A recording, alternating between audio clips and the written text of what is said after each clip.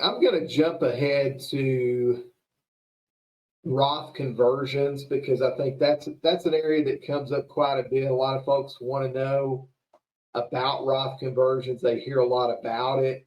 I think sometimes Roth conversions may be oversold. It's not always a slam dunk for everybody. They can make a lot of sense in certain instances, but we're going to give you some of the decision points for converting your IRA to a Roth. And so it's not only about when you convert money from a IRA to a Roth, you do realize that income in the current year that you make the conversion. So if you think that this year you're in a low tax bracket, let's say that you've changed, you're in between jobs and you're in a really low tax bracket, or you recently retired and you're living off some savings that you've accumulated, you're in a really low tax bracket, it might be a good opportunity to do some Roth conversions because you're in a low tax bracket. When you convert that IRA to a Roth, you may pay a lower tax rate than you would later on in time. And so that's kind of the thought process behind converting from an IRA to a Roth is, can you convert at a lower rate than you will withdraw in the future? And if you can do that, then it may make sense for you to do a Roth conversion. There are some considerations when you're doing that, though. Number one, now you can't undo Roth conversions. So Roth conversions, as of the Tax Cuts and Jobs Act of 2017, you can no longer undo a Roth conversion. It may be better if you have income that's hard to predict to wait till later in the year to do your Roth conversion, because let's say you're self-employed and you make a big commission before the end of the year, then it could push you into a higher tax bracket. And that could make this Roth conversion not as favorable for you. So it's usually better to wait till later in the year when you have a better idea of what your income is going to be. So some other benefits of converting to a Roth, of course, there are no required minimum distributions once you get to be age 73. They don't force you to take money out. It can be a pretty cool estate strategy. So we see a lot of folks, they've planned out their retirement. They feel very confident that they're going to have money to last them through retirement. But now they're thinking, well, now my kids are going to get a lot of pre-tax dollars. And yeah, they're doing very well for themselves. It could cause them to pay a lot in taxes and really erode the benefit that they get. So what you can do now is you can be thinking from an estate perspective. Let's do some strategic Roth conversions because currently, if a non-spouse, so if your kids inherit your IRA, they must deplete that IRA within 10 years of your passing. If you've got a pretty large IRA, and let's say you've got a beneficiary that's doing very well for themselves and they're having to deplete a $1 million IRA over 10 years, they could be paying taxes on that IRA at the highest level. Whereas you may be in a lower tax position than they are, and you can convert at a lower rate.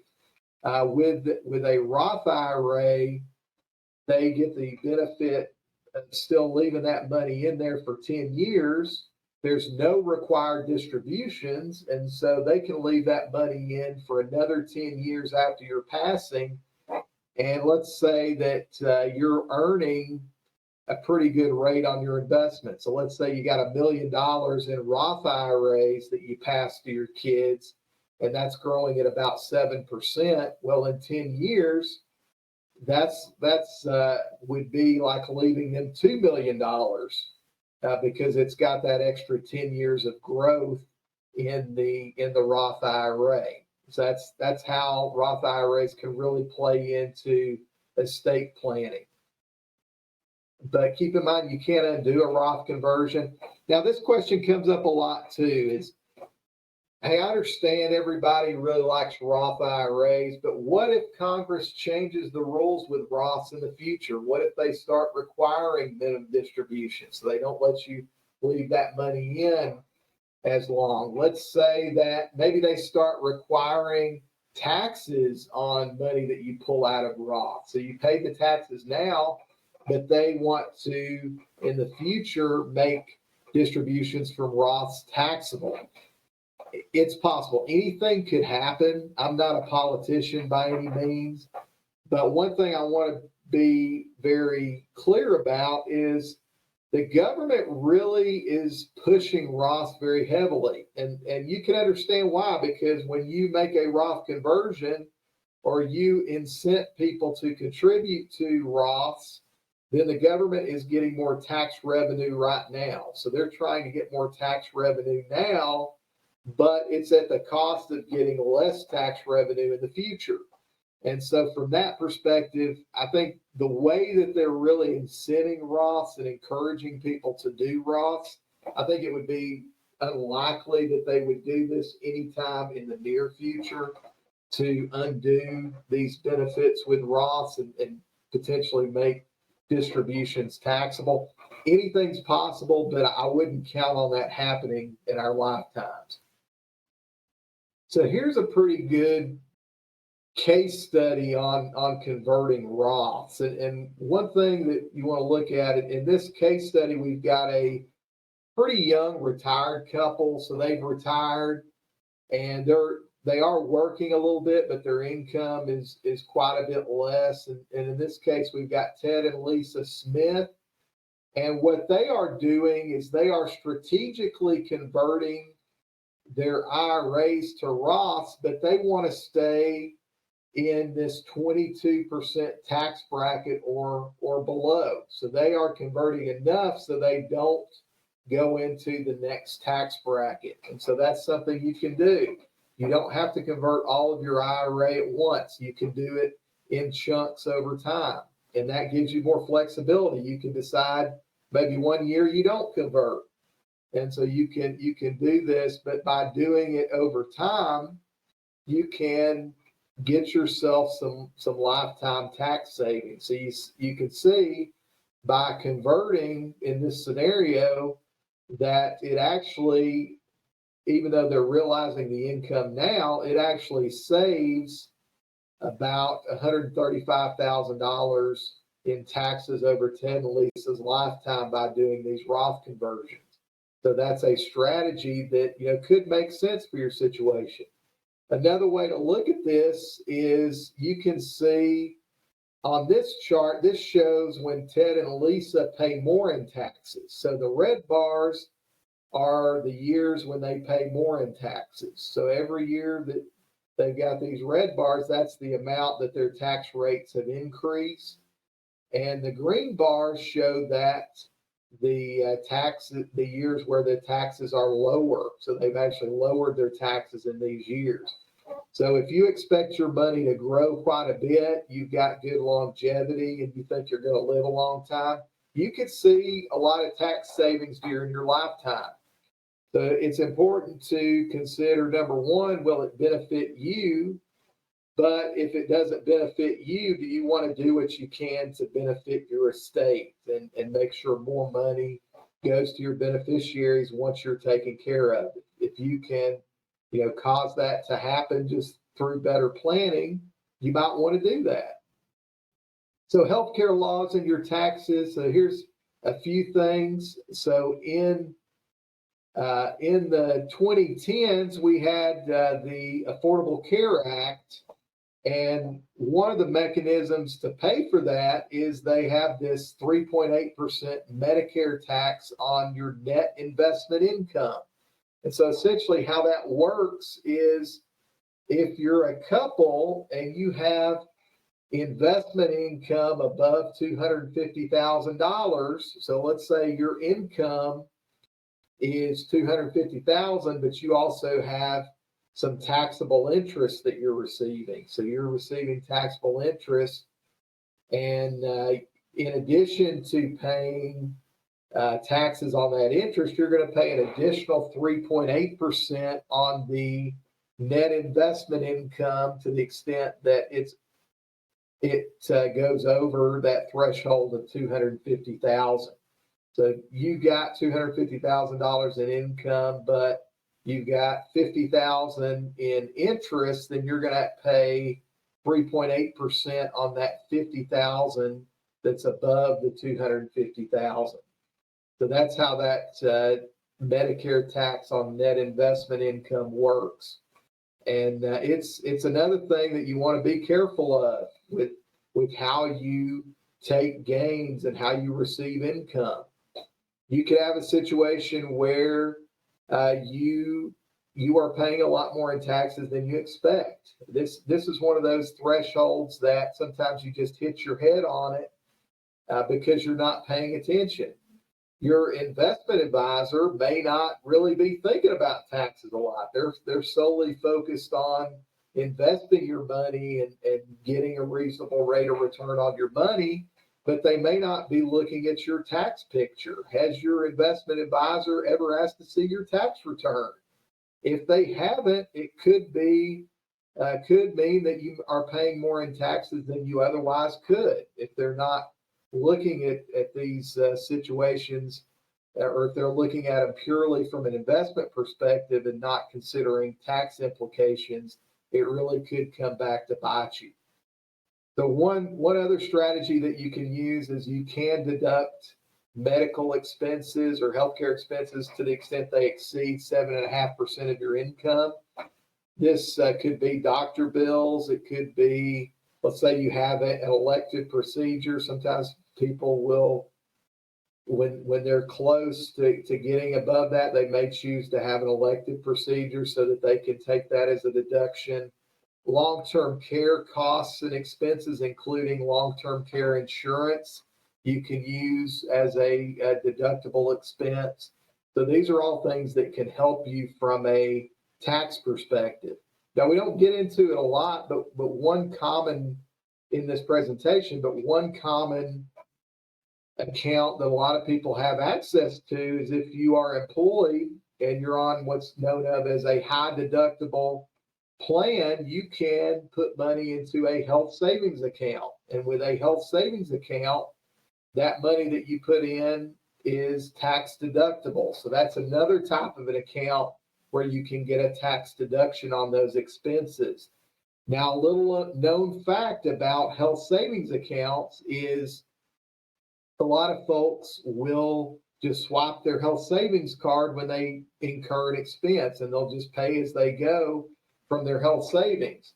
But their health savings can continue to roll over from year to year, so they don't forego that benefit if they leave that money in. So you can use this as a supplemental retirement account if you don't necessarily need that money to pay for your healthcare expenses. If you have pretty low routine healthcare expenses that you can pay out of your cash flow, then do that and let your health savings money continue to grow. That money can also be invested in most health savings accounts. They'll let you invest a portion of that money after a certain point, and you can invest that money and get long-term growth from your health savings account. So we are just identifying multiple ways that if you're behind the eight ball, that you may be able to save more for your retirement. One other thing before we move on from health savings accounts. With a health savings account, not only can you pay for the expenses or reimburse the expenses to yourself in the year that you incur them, you can actually reimburse yourself in future years. So let's say that you have a qualifying medical expense that you realize this year, you pay it out of your cash flow, but you want to deduct that, and you take that deduction, you can deduct that on your taxes, but then in a future year, you could reimburse yourself for that medical expense and take a tax-free distribution from your health savings account. So you don't have to reimburse yourself in the year that you incur the expense. You could do it many years in the future. We talked about this in a blog on, it was called A Spotlight on Health Savings Accounts. You can check that out on our Visionary Horizons blog. Distribution actions will also affect how much you pay in taxes and when you pay taxes. So we want you to be very careful with that. It's important to look at all your potential sources of income. Think of your retirement income and all of your financial resources as just different buckets. And you can turn the spigot on and get that income flowing whenever you want, but you may want to do it in a certain order so that you're able to get the most benefit over your lifetime. And that thinking of your retirement income and your retirement resources as a whole rather than individually can benefit you from a tax standpoint. Understand how they're treated from a tax standpoint.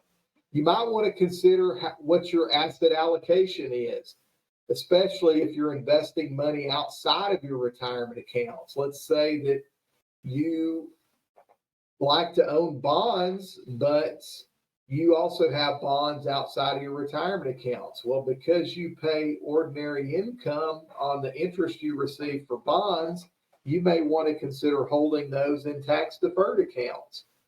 Don't forget about those RMDs, because that's a situation that pops up that could cause you to pay more in taxes. And this is really an opportunity that in a situation that Jeffrey Levine, he's really considered a thought leader in the world of tax planning.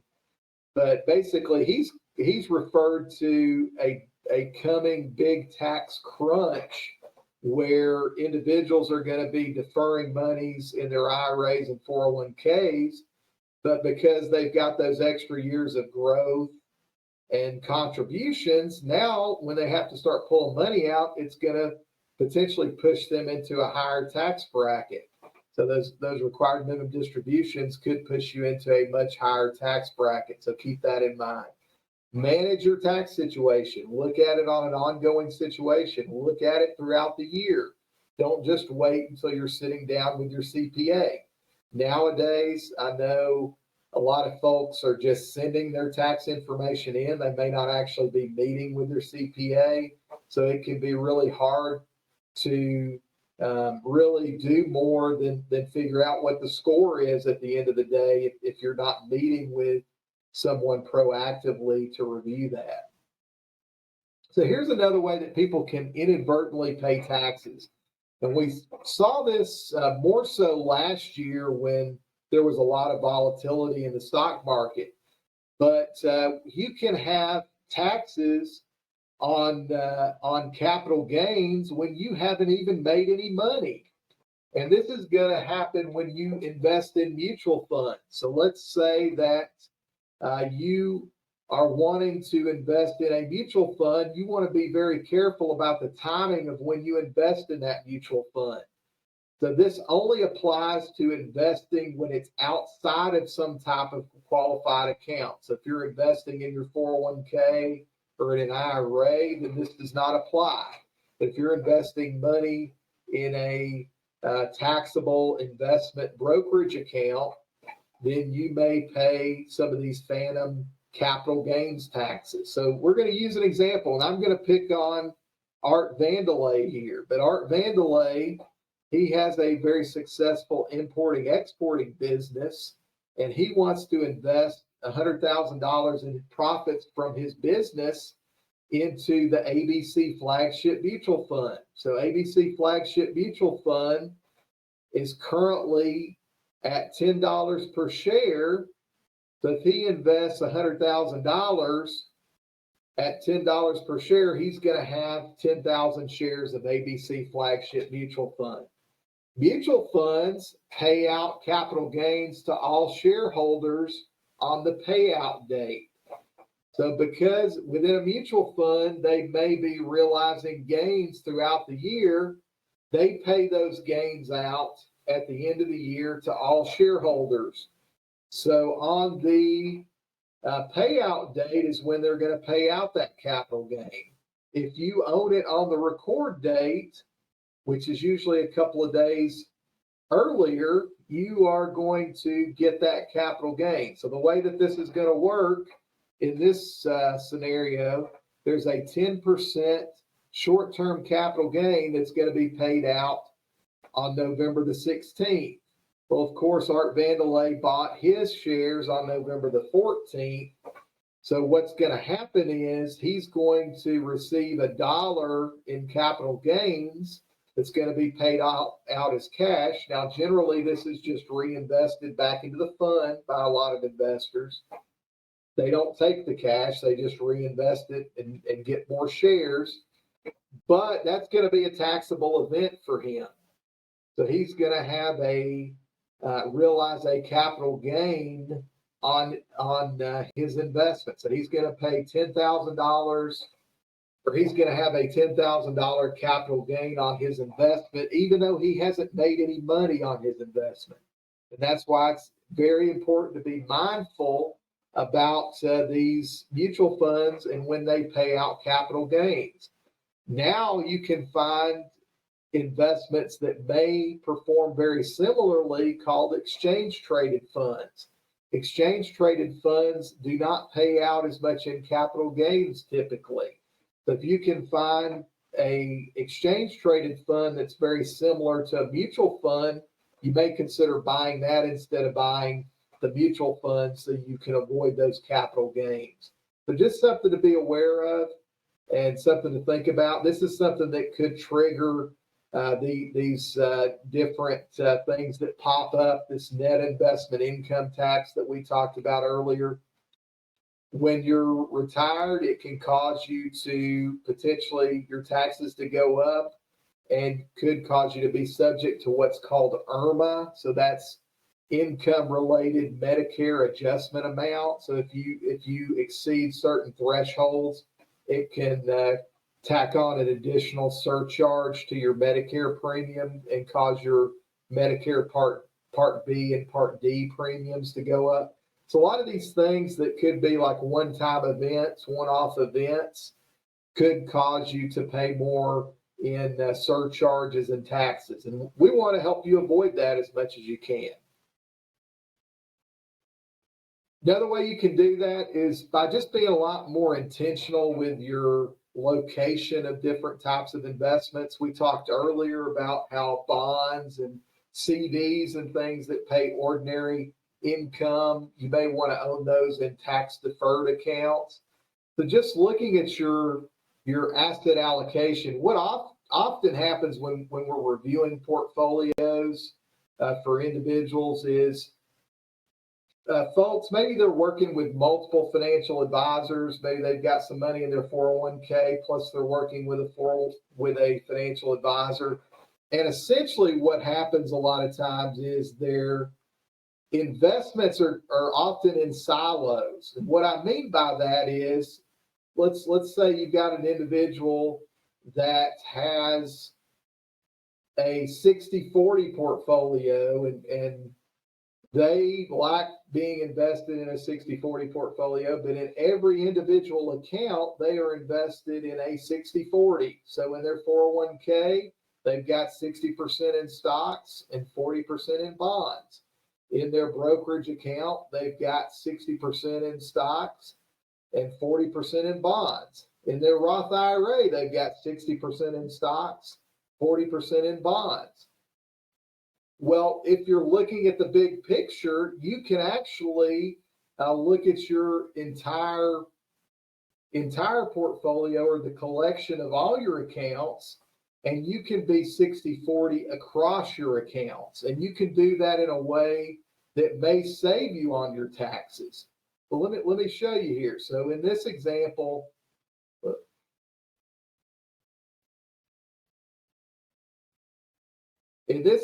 we've got a 60-40 portfolio But we have included all of the bonds. So we've got investment grade and high yield bonds in the 401k because it is a tax deferred account. We also want to own those mutual funds that are paying out capital gains in this account too. So we've got a large cap mutual fund that may have some capital gains that it pays out.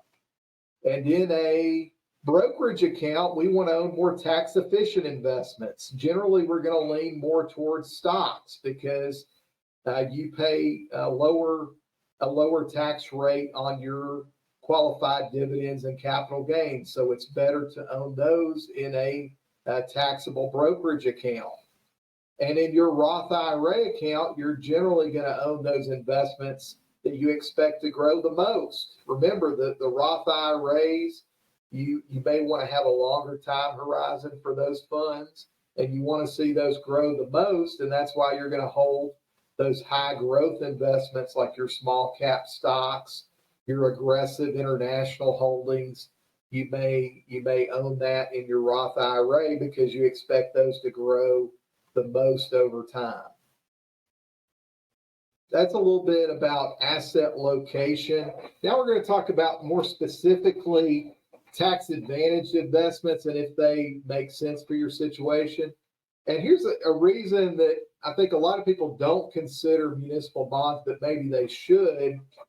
But this shows that between 1970 and 2020, there were only, out of the thousands of issues of municipal bonds, there was only 114 Moody's investment grade rated municipal bonds that defaulted. And that's a pretty good record. Now, it doesn't mean that that's going to continue into the future, but if you buy investment grade bonds, historically, municipal bonds rather, those have been a pretty safe investment. You're very likely to get your money back. They've had a low historical risk of default. Of course, that could change in the future. So that's one reason you may want to consider municipal bonds. Municipal bonds are bonds that are issued by local governments and they are exempt from federal income taxes. So they also have that tax benefit built into it. It may not always be worthwhile based on your situation to consider a municipal bond. It really depends on your tax situation, which is why it's important for your financial advisor to know what your tax picture looks like, to be reviewing your tax return on a periodic basis. So this is going to show you how you can figure out if it makes sense to look at tax-free municipal bonds. So what you're going to do is you're going to compare your taxable equivalent yield to the tax-free yield. So basically, to calculate your taxable equivalent yield, you're going to take the tax-free yield divided by 1 minus the tax rate. So in this example, we've got Jenny. She wants to compare, see if a taxable bond is better or a municipal bond. Her expected tax rate is 24%. She can currently get a taxable bond yielding 5%, and she can get a tax-free municipal bond that will pay her 4.5%. So which bond offers a better after-tax yield? So if we look at this example, you've got 4.5 divided by 1 minus 0.24.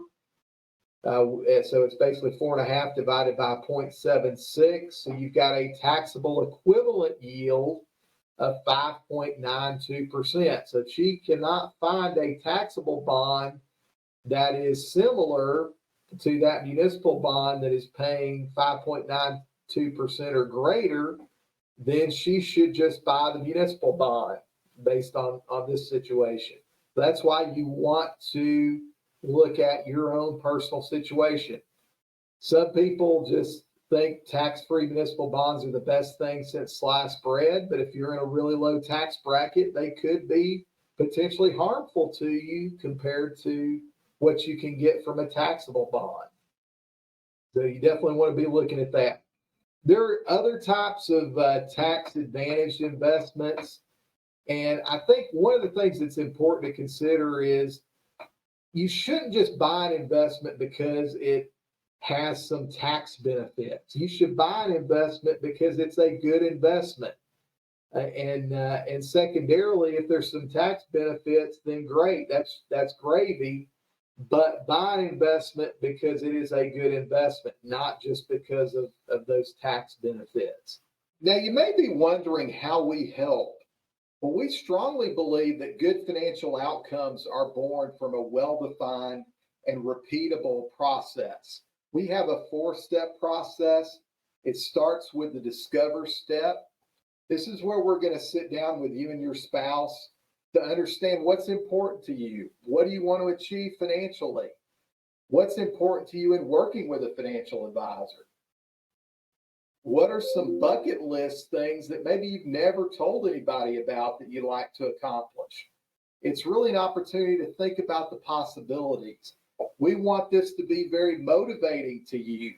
You've got some goals that are very important for you to achieve, and this is an opportunity for us to put those on paper and help you prioritize those goals. The second step is really 2 parts. It's analyzing and planning. This is where we're going to go and do a dive into your current financial situation, look at the current lay of the land. We're going to do it in a very professional manner. Everybody's coming to us from a different place, but we want to look at where you're currently situated and how you have things structured. And it's an opportunity for you to understand what are your strengths, what are your weaknesses, what are some opportunities, what are some potential threats that could pose problems to your plan and your financial security. The second part of that, though, is to develop recommendations for you so that you have a actionable game plan. So you've got a checklist of things and you understand, when you need to achieve these certain things. You're not going to be able to do everything overnight, but we want it to be a checklist of things so that you can understand what needs to happen when and who's responsible for that. Of course, the third step is the implementation step. And I think the implementation step is maybe the most important. It's often an area where things can fall through the cracks. But, one of my favorite quotes is information without action doesn't do anybody any good. So the implementation step is where you can take those recommendations and actually put those into effect. You're actually going to execute on those things. And of course, we're able to help through our asset management services. If there's things within your portfolio that you need to adjust to better match your goals, we're able to help with those things. There's other things like with your estate planning. You may need to get some estate documents in place, and we can introduce you to local professionals that can help with those things. We don't actually create the documents ourselves, but we do know of local professionals that do good work, and they can help you with that. That's also an area where maybe there's some follow-up after the fact. So once you get your estate planning documents done, there may be some things that you need to do to make sure your entire estate plan reflects your wishes. You may need to adjust some beneficiaries. You may need to change titling on some accounts that you have. We work with a really good attorney that creates what's called a summary memorandum, and it tells you step by step, these are the things that you need to do. Often people don't read that once they execute their documents. So this is where an opportunity for us to really hold your feet to the fire to make sure you do those things. But that's often an area where things can fall through the cracks. Implementation is obviously very important. Of course, I hope one thing that you've learned from this presentation is that things can change. Tax laws change. Your life's going to change. The market is going to change. They're going to go through different cycles in the market and the economy. And so that's where you really need to monitor your plan and make sure that you're staying on track. As changes happen, that you're updating your plan periodically. You don't want to get complacent. Monitoring, like I said, it's an ongoing process, but generally you're going to be meeting with your financial advisor about twice a year. Sometimes if there's more going on, things are more fluid for you. You may be meeting more often with your financial advisor, but you do need to keep in touch and monitor your plan over time. But those are the 4 steps that we found have really led to good outcomes for folks, especially those that are approaching or in retirement. I hope you've enjoyed the presentation today. I'm sure you've got some questions, and we encourage you to reach out to your financial advisor with any questions that you have. So please contact them to get your questions answered. And thank you again for tuning in to the presentation. We look forward to doing this again sometime, but good to have you. You guys take care. Be seeing you real soon.